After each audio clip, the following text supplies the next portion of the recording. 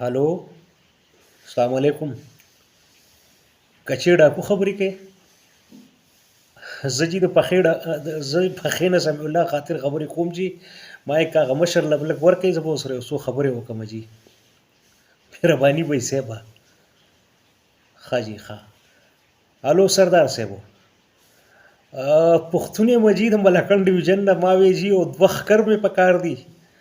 او جي او بس لکه اوس په خپله خو نه راخېږي، خو ملګري تللي دي کارخانو کې راله ګوري او څه یو څو دانې لکۍ، نو بس هغه په ځان پسې وتړو، ځکه چې شی ډېر خراب دی تاسو ته لاسه. نو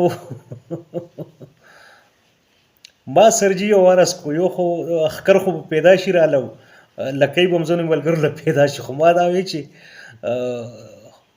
څه ټریکټر یوه ټرالۍ خو به نه ارزانه غوندې.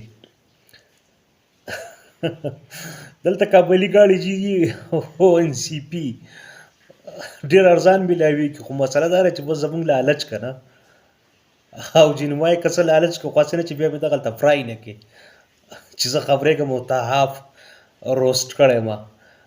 نو بس د سر امان غواړم. او بل مې دا عرض کوو چې دلته یو سفارتخانه کولاو کوي زموږ د وطن کې، مطلب پاکستان کې، اسلام آباد کې. واقعي په دې خیبر پښتونخوا په هره ضلع کې یو قونسلېټ کولاو کوي، خپل یو قونسلر چې په ویزې تګ راتګ کې اساني او فارملي. نو بس جي او که نه جي دا تعلقات به لږ فارمل شي، ستاسو هم باقاعده ځان له هېواد دی که نه، بیا به سړی په سرکاري دورو درځي. شهباز شریف بار ته دوره نه ده کړې، بس نو که اجازه دي ستاسو ښه نشته، ګنې موږ یې دغلته به درغلی وی. خو سرجي یو بله عرض مې کوو، زموږ د خلکو ښکر چې کوم دي که نه، راوبخي جي انشاءالله. داسې نه ده، ګورو به لکه که راونه خېجي موږ به له پیدا کوو. لکه یم خو دا غریب خلک دی درغلی دی. 100% خلک دغلته زموږ ګیر دی، تاسو ګیر کړی. 100% په قاچاقي لارو، په غلا په لار باندې مغرب ته د اړېلو کوشش کوي، ژوند یې د خطر سره مخامخ دی. 100% د بېنظیري په قطار کې ولاړ دي، 100% په لانجو بېروزګارۍ دي.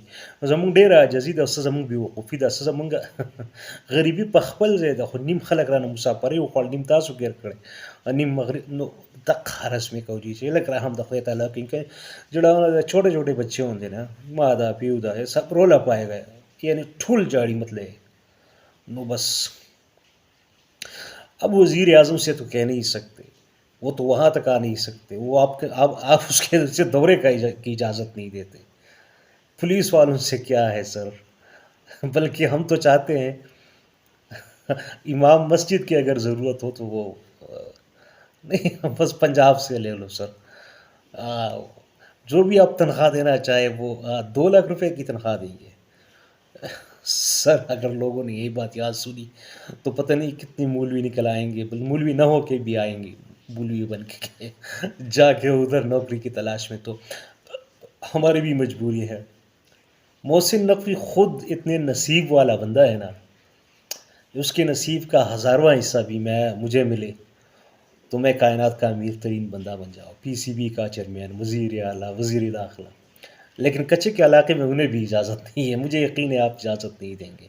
बस सर हमारे लोगों पे थोड़ी सी रहम कीजिए, इनके छोटे छोटे बच्चे हैं और ये बेवकूफ़ी का शिकार हो गए. मैं मशकूर रहूँगा.